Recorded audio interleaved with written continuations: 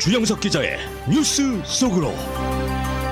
뉴스 속으로는 예방과 치료의학도 최고, 리퍼도 최고, 시니어 어르신들에게 서울메디칼그룹이 최고, 서울메디칼그룹 제공입니다.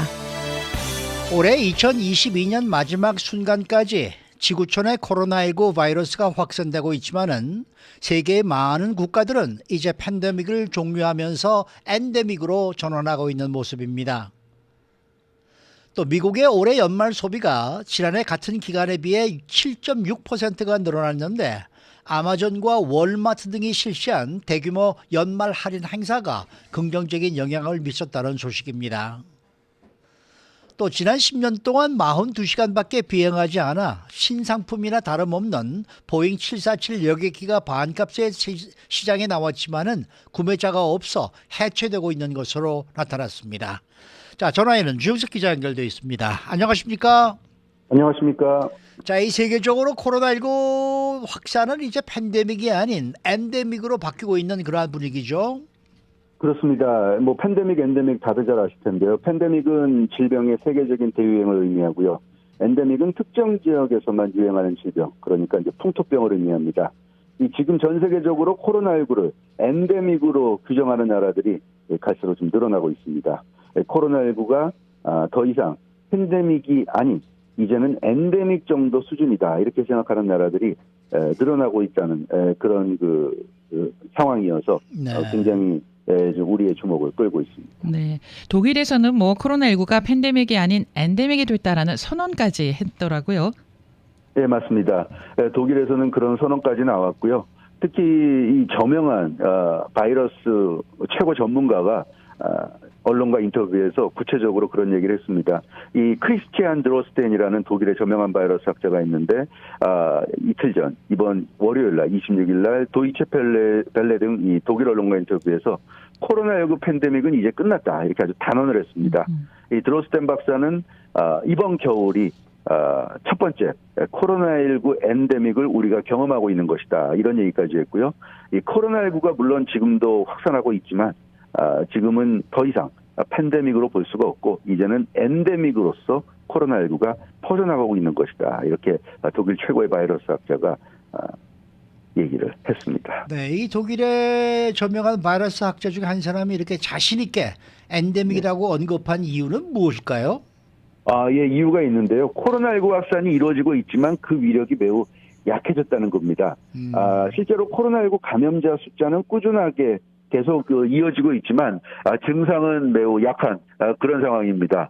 그래서 병원 입원 환자 숫자가 지금 줄어드는 등 치명률도 매우 낮아지고 있는 상황입니다. 그래서 환자들 숫자는 많고 감염자 숫자는 많지만 치명률이 낮고 그만큼 위중한 사람들의 숫자가 줄어들고 있다는 거죠. 이 코로나19가 유행하더라도 그만큼 일상 회복이 가능해졌다는 그런 설명이 되겠습니다. 그래서 코로나19가 지금도 확산은 되고 있지만 예전만큼 심각하지 않다. 그래서 팬데믹이 아닌 엔데믹으로 전환됐다. 이렇게 보고 있는 겁니다. 그러면은 엔데믹이 됐다는 거는 코로나 바이러스가 이제는 우리에게 위협적이지 않다 더 이상은 뭐 그런 의미가 되는 건가요?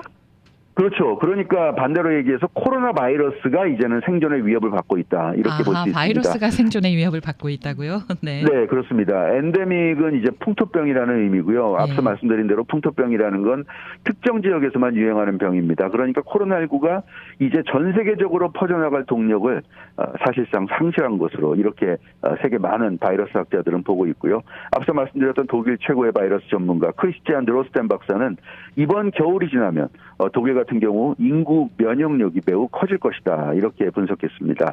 그래서 코로나 바이러스가 내년 여름까지 살아남을 수 없을 정도로 면역력이 강해진다. 이렇게 지금 보고 있고요. 따라서 독일에서도 이제 올겨울이 지나면 코로나19가 거의 사라질 것으로 이렇게 예측하고 있습니다. 영국도 마찬가지입니다. 영국도 감염 재생산 지수 같은 이 코로나19 확산 예측 모델링 데이터를 내년 1월 6일부터, 그러니까 다음 주 금요일부터 제공하지 않기로 결정했습니다.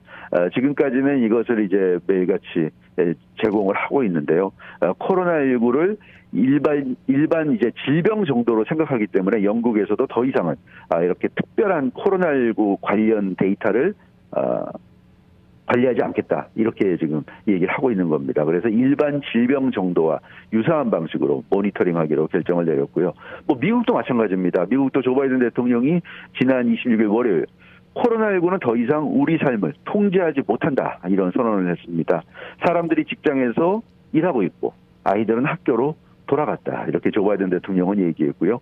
진정한 전진을 이루고 있다 얘기하면서 이 지금까지의 상황과 앞으로의 상황은 달라질 것이다 얘기하고 있습니다. 그래서 단순 수치만 놓고 보면 뭐 하루에 감염자가 얼마고 뭐 환자가 얼마고 뭐 이런 얘기들이 나오지만 예전보다는 확실히 그 강도라든가 이런 것이 좀 점점 더 줄어들고 있기 때문에 올 겨울을 지나면서 코로나19는 팬데믹으로서의 어떤 위력, 능력을 상실하지 않을까 이렇게 좀 예측이 돼서 주목된다고 할 수가 있겠습니다. 꼭 3년 만이네요. 그러네요. 그러네요. 네. 거의 이제 3년 만입니다. 참 3년이에요. 올해도 같습니다. 네, 네. 자, 이번에는 소비 관련 소식인데 올해 연말 소비가 늘어난 것으로 지금 나타났습니다. 그렇습니다. 상당히 좀 이례적입니다. 이 워낙 경제 상황이 어렵기 때문에 소비도 좀 위축되지 않나 싶었는데 그래도 이 연말 소비는 늘어났습니다. 땡스기빙 데이부터 이 크리스마스까지 연말 쇼핑 시즌의 매출이 증가한 것으로 나타났습니다. 그러니까 올해 11월부터 12월 말까지의 소비가 전년 2021년 같은 기간보다 소폭 늘어났다는 얘기인데요. 이 커지는 경기 침체 우려에도 불구하고 아마존이나 월마트 같은 대형 유통업체들의 대규모 할인 행사 등으로 연말에 계속 이 소비 분위기를 이끌었던 것이 효과를 나타낸 것으로 이렇게 좀 분석이 되고 있습니다. 그러면 구체적으로 연말에 소비가 어느 정도 늘어난 건가요? 네, 이 마스터카드, 글로벌 신용카드사죠. 마스터카드가 지난 26일 연말 소비 관련한 데이터를 발표했는데요. 그 내용을 보면 11월 1일부터 12월 24일까지 소매 판매가 약 7.6% 증가했다고 밝혔습니다. 그래서 올해 마지막 2달 동안의 소매 판매가 작년 같은 기간에 비해서 7.6%가 이제 증가했다는 얘기고요. 11월 네 번째 목요일인 땡스기빙 데이 또 크리스마스 연휴가 포함된 1년 중에 최고 대목 기간인데 이 기간 동안에 소비가 생각보다는 많이 이루어졌다. 의류 또 레스토랑 부문에서 판매가 각각 4.4%, 15.1% 증가해서 전체적인 실적을 그 의류계와 또 레스토랑 쪽에서 많이 끌어올린 것으로 나타났습니다. 생각보다 증가폭이 좀 큽니다. 예, 그렇습니다. 네네. 네. 그런데 지금 연준의 급격한 금리 인상에 따른 경기 침체 우려가 큰 상황인데도 이렇게 연말 소비가 선전한 이유를 어떻게 봐야 할까요? 물론 뭐 여러 가지 있겠습니다만 역시 그 앞서 말씀드린 대로 적극적인 이런 할인 행사, 적극적인 그 쇼핑 행사가 그만큼 그 소비자들의 눈가기를 끌었고 그것이 소비로 이어진 것으로 나타났고요. 유통기업들이 그 올 들어 물가 상승률이 치솟으면서 그러니까 인플레이션이 치솟으면서 재고가 크게 늘어났기 때문에 이게 이제 시간이 너무 지나면 나중에는 이제 팔기 어려워지니까 올해 같은 경우는 10월부터 일찌감치 대규모 할인 행사에 나섰습니다. 연말 이 할인 행사를 좀 당겨서 했는데 이러다 보니까 연말 그 쇼핑 수요가 예년에 비해서 상당한 정도로 늘어난 그런 상황이고요. 네. 물론 이게 판매 가격은 많이 좀 낮아졌지만 생각보다는 많이 판매가 됐기 때문에 그만큼 선전한 것으로 그렇게 거의 나타났습니다. 박리담회가 이루어진 거네요. 예, 맞습니다. 유통업체들이 할인 행사를 10월부터 연말까지 계속 이어가면서 전체 매출이 이제 늘어난 것으로 보이고요. 로이터 통신은 그 땡스기빙 데이, 뭐 블랙 프라이데이, 사이버 먼데이 등으로 이어지고 이것이 이제 크리스마스까지 계속 이어지면서 상당한 매출을 기록한 것으로 이렇게 분석을 했습니다. 그래서 올해 같은 경우 11월 말 5일 동안 땡스기빙 데이, 블랙 프라이데이, 사이버 먼데이 요 가장 대목인 5일 동안 장난감부터 전자제품까지 거의 모든 제품 수요가 강했던 것으로 나타났고요. 그래서 이 어려운 가운데서도 역시 그 적극적으로 할인 행사를 하니까 살 사람은 사는구나 하는 것을 우리가 알 수가 있었습니다. 네. 자, 다음 소식은 굉장히 흥미로운데요. 거의 네. 새 것이나 다름없는 보잉 747기가 해체되고 있다라는 소식인데 이건 또 어떤 내용입니까? 네, 지금 말씀하신 대로 사실상 그 새 제품이라고 할 수 있는 보잉 747기가 시장에 나왔습니다. 그것도 제값이 아니라 반값에 나왔는데 그럼에도 불구하고 새로운 매수자를 구하지 못하고 있는 상황입니다. 이 인사이더지가 보도했는데요. 이 보잉 747기가 그래서 해체 작업에 들어가서 지금 해체가 진행되고 있다. 이렇게 보도했습니다. 이 보잉 747 8기종인데요. 예. 747-8 기종인데 이 9,500만 달러의 가격으로 지금 매물로 나왔습니다. 이 가격이 정상적인 가격보다는 한 반값밖에 안 되는 가격인데 네. 하지만 수개월째 인수자를 찾지 못하게 되면서 현재 지금 애리조나주에서 해체가 이루어지고 있다고 합니다. 아니 근데 이 항공기는 뭐 어떤 사연이 있는 거예요? 예. 지금 사연이 있는데요. 이 항공기의 원래 가격은 2억 8천만 달러에 달하는 어마어마한 그런 비싼 그 항공기입니다. 이 항공기는 사우디아라비아의 왕세자 술탄 빈 압둘아지즈 알 사우드가 주문한 항공기였습니다. 근데 이 항공기를 인도받기 1년 전이었던 지난 2011년 10월에 병구가 발생했는데요. 이 술탄 빈 압둘아지즈 알 사우드 이 사우디 왕세자가 갑작스럽게 사망한 겁니다. 병으로 인해서 병사했는데 그러다 보니까 졸지에 이 주문이 들어가서 제작이 이루어지는 상황이었는데 주인을 잃게 된 여객기가 결국 그 스위스에서 방치가 된 그런 상황입니다. 그 방치된 게 그러니까 10년이죠. 2011년에 이 그 사우디 왕세자가 사망했기 때문에 10년간 방치가 됐고 그래서 이 항공기 여객기를 어떻게 할 건가 그러다가 보잉사가 지난 4월 이 여객기를 다시 구입한 것으로 나타났습니다.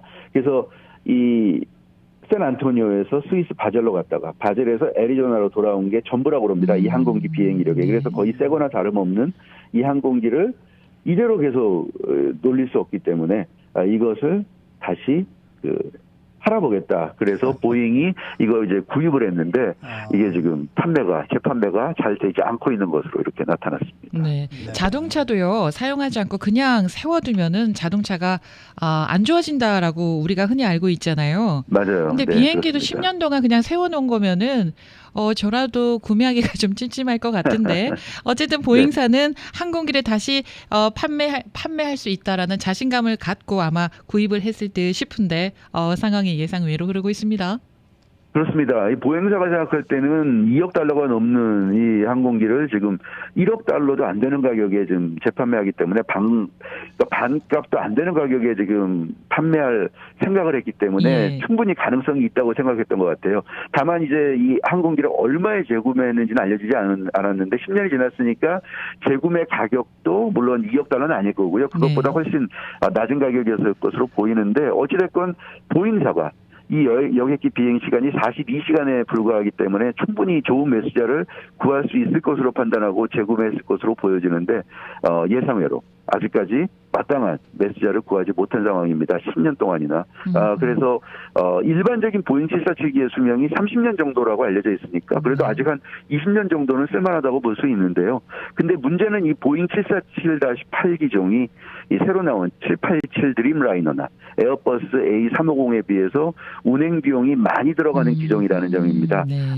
그렇기 때문에 보잉사도 좀 생산성이 맞지 않다. 뭔가 경제적이지 않다. 효율성이 좀 떨어진다. 이렇게 보고 최근에 747기종 단종을 결정한 것으로 이렇게 알려졌습니다. 그러다 보니까 네. 어차피 보잉 747-8기종 이 지금 현재 그 애리조나에 있는 이 문제의 기종은 새거나 다름없지만 이것의 미래는 좋지 않다. 이렇게 판단을 해서 구매자가 나오지 않은 것으로 보이고요. 그러다 보니까 결국 사실상 사망 선고가 내려진 것 같습니다. 어찌됐건 42시간밖에 타지 않은 멀쩡한 항공기, 새 항공기가 이제는 해체되는 운명을 좀 맞고 있는 거 보면 참 아이러니한 것 같습니다. 참 지난 50년간 최고의 비행기였는데 말이죠. 그러게 말입니다. 아마 이 방송, 그렇죠. 예. 이 방송 들으시는 분들 지금 아마 미국에 오실 때 거의가 다 747 타고 오셨을 거라고 생각을 하거든요. 네, 이게 최고의 항공기였는데 네. 아니 한국에서 뭐 1호기를 뭐 새로 구입한다는 얘기가 있었는데 이런 걸 이렇게 싸면 한번 사는 것도